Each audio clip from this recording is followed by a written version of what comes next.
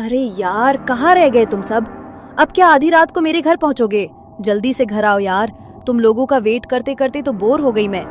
Daisy ने अपने घर पर क्रिसमस पार्टी होस्ट की थी और बहुत देर से वो अपने दोस्तों का इंतजार करते करते बोर हो गई थी। थोड़ी देर बाद उसके 4 दोस्त कैरोलिन, रेबेका, जॉन और एरिक फाइनली उसके घर आ गए। वो सब क्रिसमस थीम के अकॉर्डिंग ही तैयार होकर आए थे और अपने अपने हाथ में डेजी के लिए क्रिसमस गिफ्ट भी लेकर आए थे। सीरियसली गाइस, टाइम देखा है? पता भी है कितनी देर लगा दी तुम लोगों ने? अरे यार चिल्ला मत, तुझे तो पता है फेस्टिवल के टाइम ट्रैफिक का क्या हाल होता है। रेंगते हुए आए हैं हम लोग, और फिर तेरा फेवरेट केक लिए बिना कैसे आते? बेचारा एरिक 2 घंटे लाइन में लगा रहा सिर्फ इस केक के लिए। Oh, thank you so much Eric, so sweet of you.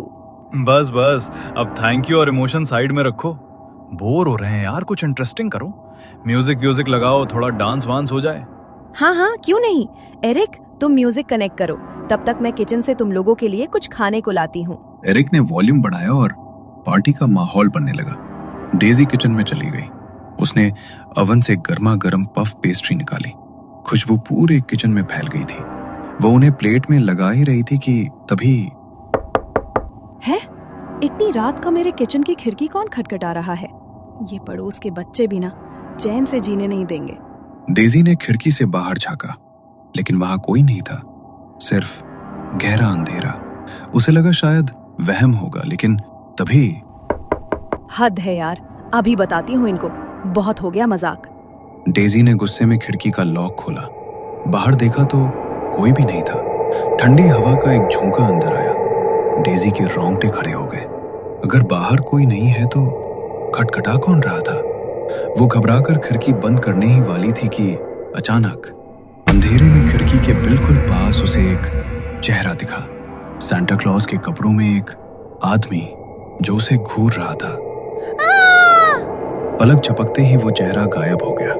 तभी डेजी की चीख सुनकर कैरोलिन भागते हुए किचन में आई। डेजी, क्या हुआ? तुम चिल्लाई क्यों? सब ठीक तो है? हाँ, मैं ठीक हूँ। वो बस तुम प्लीज ये खिड़की बंद कर दो जल्दी। मैं पेस्ट्री लेकर बाहर चलती हूँ। Okay, relax. कैरोलिन ने खिड़की अच्छे से लॉक कर दी और दोनों ड्राइंग रूम में आ गई। अभी सब सोफे पर बैठे ही थे और माहौल थोड़ा नॉर्मल हुआ ही था कि वो आवाज सुनते ही डेजी के हाथ से प्लेट लगभग छूटते छूटते बची। उसका चेहरा सफेद पड़ गया। अरे क्या हो गया तुझे? भूत देख लिया क्या? दरवाजा ही तो नॉक हुआ है, इतना क्यों डर रही है? कुछ नहीं, वो अचानक आवाज आई तो मैं डर गई। जॉन, प्लीज एक बार पीप होल से देखो ना कौन है, प्लीज। मैं देखूं? कमाल है यार डेजी, तू भी ना। अच्छा रुक, देखता हूँ कौन है। जॉन मस्ती में चलते हुए दरवाजे तक गया। उसने पीप होल से आंख लगाकर बाहर देखा। बाहर वही आदमी खड़ा था, लाल कपड़ों में, लंबी सफेद दाढ़ी। वही सैंटा जिसे डेजी ने खिड़की पर देखा था। देखा तुमने? कौन है बाहर? अरे अपना सैंटा है भाई। लगता है रास्ता भटक गया है या हमारे साथ पार्टी करना चाहता है। रुको, इसे भी अंदर बुला लेते हैं, महफिल जम जाएगी। क्या? सैंटा? नहीं जॉन, खबरदार जो दरवाजा खोला। जॉन प्लीज नहीं। लेकिन डेजी की चेतावनी जॉन के कानों तक पहुंचने से पहले ही उसने कुंडी घुमा दी। दरवाजा खुलते ही वो सैंटा बिना पूछे सीधा अंदर आ गया और इत्मीनान से सोफे पर जाकर बैठ गया, जैसे ये उसी का घर हो। Merry Christmas, merry Christmas. अरे वाह, इस पार्टी में मेरी ही कमी थी क्या? लो जी, सांता आ गया। अब बताओ, सांता के बिना भला क्रिसमस की पार्टी पूरी कैसे हो सकती है ना? बाकी सब तो ऐसे चिल थे जैसे कोई पुराना जिगरी दोस्त आया हो, लेकिन डेजी, उसकी तो जान हलक में अटकी हुई थी। वो सैंटा उसे ऐसे घूर रहा था जैसे शिकार को ताड़ रहा हो। डेजी के दिमाग में बार बार वही खिड़की वाला सीन फ्लैश हो रहा था। क्या बात है डेजी, चेहरे का रंग क्यों उड़ा हुआ है? तुम्हें देखकर तो लग रहा है जैसे तुमने कोई भूत देख लिया हो। 1 मिनट ब्रो, हमने तो अभी अपना इंट्रोडक्शन भी नहीं दिया। तुम्हें इसका नाम कैसे पता? मुझे सिर्फ डेजी का नहीं, तुम सबकी कुंडली पता है। शायद तुम लोग भी मुझे जानते हो, या शायद मैं कोई बहरूपिया हूँ। ओहो बस कर यार, मुझे पक्का यकीन है तू हमारे कॉलेज का ही कोई बंदा है। ये सस्पेंस वाला ड्रामा बंद कर। हम नहीं डरने वाले तेरी इन डरावनी बातों से, समझे बच्चू? तुम समझदार लगती हो। अफसोस हर कोई तुम्हारे जितना लकी नहीं होता। ज्ञान मत बांट मिस्टर सैंटा। तू ये बता गिफ्ट लाया है या नहीं? अब सैंटा से मिले हैं तो बिना गिफ्ट लिए तो मैं तुझे जाने नहीं दूंगी।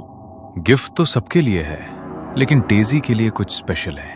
डेजी, तुम अपना गिफ्ट अभी नहीं, सबके जाने के बाद अकेले में खोलना।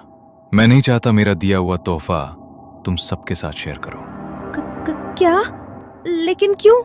मेरे लिए स्पेशल क्यों? मैं तो तुम्हें जानती भी नहीं हूँ यार। जानती हो, बहुत अच्छे से जानती हो, और मैं भी तुम्हें रग रग से जानता हूँ। बस अभी पहचान नहीं पा रही हो, लेकिन थोड़ी देर में सब याद आ जाएगा। अरे बस कर सेंटा भाई, क्यों बेचारी की जान ले रहा है? वैसे भी ये घर में अकेली रहती है, फट्टू है थोड़ी।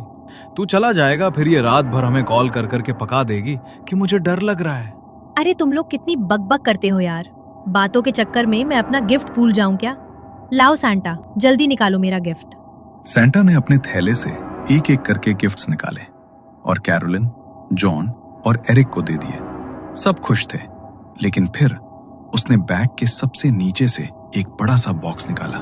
उसका रैपिंग पेपर बहुत पुराना और गंदा लग रहा था, जैसे सालों से कहीं पड़ा हो, और उसमें से एक अजीब सी सड़ी हुई बदबू आ रही थी। छी, ये कैसी गंदी स्मेल आ रही है इसमें से। तुम मेरे साथ कोई भद्दा मजाक कर रहे हो क्या? सीरियसली, मुझे ये सब बिल्कुल अच्छा नहीं लग रहा।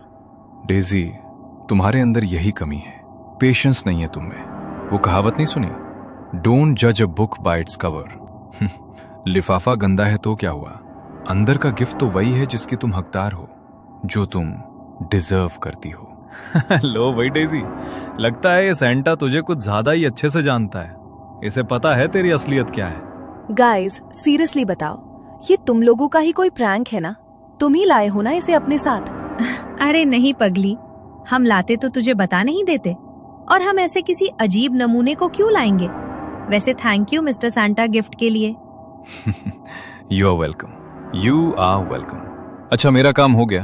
तुम सबसे अगले साल मुलाकात होगी, और डेजी तुमसे बहुत जल्द। क्या जल्द मतलब? डेजी कुछ पूछ पाती, इससे पहले ही वो अजीब सा सैंटा अपनी डरावनी हंसी के साथ अंधेरे में बाहर निकल गया। उसके जाने के बाद थोड़ी देर तो सबने हंसी मजाक किया, लेकिन डेजी का दिल जोर जोर से धड़क रहा था। उसका पूरा ध्यान बस उस सैंटा की बातों पर था। कुछ देर बाद पार्टी खत्म हुई और दोस्त भी बाय बाय करके निकल गए। जैसे ही सन्नाटा छाया, डेजी का डर दुगुना हो गया। अब वो उस घर में बिल्कुल अकेली थी। सामने वो बदबूदार गिफ्ट रखा था और कानों में सैंटा की आवाज गूंज रही थी, अकेले में खोलना। आखिर कौन था वो सैंटा, और इस गिफ्ट में ऐसा क्या है जो वो अकेले में खोलने को बोल गया? यहाँ हॉल में बैठकर तो मुझे बहुत अजीब लग रहा है। एक काम करती हूँ, इसे रूम में ले जाती हूँ, वहीं खोलूंगी। डेजी वो भारी भरकम बॉक्स लेकर अपने बेडरूम में आ गई। कमरे में सन्नाटा था। उसने बेड पर बैठकर कांपते हाथों से रैपिंग पेपर फाड़ना शुरू किया। जैसे ही उसने बॉक्स का ढक्कन हटाया, डेजी की आंखें फटी की फटी रह गईं। उसकी चीख गले में ही अटक गई। उस बॉक्स के अंदर कोई तोहफा नहीं था, बल्कि उसी सैंटा का कटा हुआ सिर रखा था। और सबसे डरावनी बात, उस कटे हुए सिर के चेहरे पर अभी भी वही शैतानी मुस्कान थी। नहीं नहीं। डेजी ने झटके से वो बॉक्स दूर फेंक दिया। वो लुढ़कता हुआ कोने में जा गिरा। डेजी डर के मारे बेड पर पीछे खिसकी और खुद को चादर में छिपा लिया। उसका पूरा शरीर पसीने से भीग चुका था। तभी ये क्या हो रहा है मेरे साथ? मैं पक्का कोई बुरा सपना देख रही हूँ। प्लीज भगवान, ये सपना हो, बस नींद खुल जाए मेरी। नो डेजी, ये कोई सपना नहीं है, ये हकीकत है मेरी प्यारी डेजी। मैंने कहा था ना, गिफ्ट में तुम्हें वही मिलेगा जो तुम डिजर्व करती हो। अचानक खिड़की का कांच चकनाचूर होकर फर्श पर बिखर गया। एक तेज चुभने वाली सीटी जैसी आवाज डेजी के कानों में गूंजने लगी, जैसे उसके कान फट जाएंगे। उसने दर्द से कान बंद कर लिए। तभी उसे महसूस हुआ कि कमरे का तापमान गिर गया है और वहां कोई और भी है। डेजी ने डरते डरते आंखें खोली। सामने वही सैंटा खड़ा था, गर्दन अजीब तरह से टेढ़ी किए हुए, और वो उसे देखकर भयानक तरीके से हंस रहा था। डेजी अपनी जान बचाने के लिए पीछे खिसकी, लेकिन सैंटा धीरे धीरे आगे बढ़ रहा था। तभी डेजी का हाथ साइड टेबल पर लगा और वहां रखी एक फोटो फ्रेम गिरकर टूट गई। डेजी की नजर टूटी हुई तस्वीर पर पड़ी। वो उसके बड़े भाई की तस्वीर थी। भैया? बिल्कुल सही पहचाना, तेरा सौतेला बड़ा भैया। वैसे सच में पहचान लिया या फोटो गिरने से याद आई मेरी? क्या तुम मेरे भैया नहीं हो सकते। भैया की मौत तो 1 साल पहले हो चुकी है। तुम झूठ बोल रहे हो। मैं पुलिस को बुलाऊंगी। दूर रहो मुझसे। अरे अरे, मेरी प्यारी सौतेली बहन, लगता है बड़ा अफसोस है तुम्हें मेरी मौत का। लेकिन शायद तुम एक छोटी सी बात भूल रही हो डेजी। मुझे मारने वाला कोई और नहीं, तुम ही थी। याददाश्त कमजोर हो गई है क्या? या याद दिलाऊं पिछले क्रिसमस की रात? देखो, बस बहुत हो गया। मैं नहीं जानती तुम क्या बकवास कर रहे हो। मैं अपने भाई को क्यों मारूंगी? मैं बहुत प्यार करती थी उनसे। झूठ, प्यार नहीं, तुम्हें सिर्फ प्रॉपर्टी से प्यार था। तुम्हें मेरे हिस्से की दौलत चाहिए थी और मुझे रास्ते से हटाए बिना वो मुमकिन नहीं था। इसलिए तुमने मेरी गाड़ी के ब्रेक फेल करवा दिए। तुमने जानबूझकर मुझे उस पहाड़ी वाले रास्ते पर भेजा ताकि मेरा एक्सीडेंट हो जाए और मैं खाई में गिर जाऊं। और वही हुआ। मैं तड़प तड़प कर मर गया और तुम यहां मेरी प्रॉपर्टी पर ऐश कर रही हो। सैंटा की आंखें अब अंगारों की तरह लाल हो चुकी थी। अब मुझे अपनी प्यारी बहन की बहुत याद आ रही है डेजी। मैं वहां अकेला बोर हो गया हूं, इसलिए अब तुम मेरे साथ चलोगी। नहीं भैया, प्लीज मुझे माफ कर दो। मुझसे बहुत बड़ी गलती हो गई थी। लालच ने मुझे अंधा कर दिया था। मैं बहुत शर्मिंदा हूँ। भैया प्लीज मुझे मत मारो, मुझे छोड़ दो। देखो तो जरा, कितनी मासूम लग रही हो तुम। लेकिन डेजी, जितनी अच्छी तुम हो उतना अच्छा मैं नहीं बन पाऊंगा। मेरा इंसाफ मैं खुद करूंगा। अचानक पूरा कमरा हिलने लगा, जैसे भूकंप आ गया हो। चीजें हवा में उड़ने लगी। सैंटा ने अपने दोनों हाथ आगे बढ़ाए और डेजी की गर्दन पकड़ ली। भैया? सैंटा की पकड़ लोहे जैसी मजबूत थी। डेजी के पैर हवा में झूलने लगे। उसका चेहरा नीला पड़ने लगा। आंखें बाहर को उभर आई। वो बचने के लिए हाथ पैर मारती रही, लेकिन उस अदृश्य ताकत के आगे वो बेबस थी। कुछ ही पलों में सब शांत हो गया। डेजी का बेजान शरीर जमीन पर धड़ाम से गिर पड़ा। कमरे में अब गहरा सन्नाटा था। पिछले साल इसी रात उसने लालच के लिए अपने सौतेले भाई का खून बहाया था और आज ठीक 1 साल बाद उसी भाई ने अपना हिसाब चुकता कर लिया।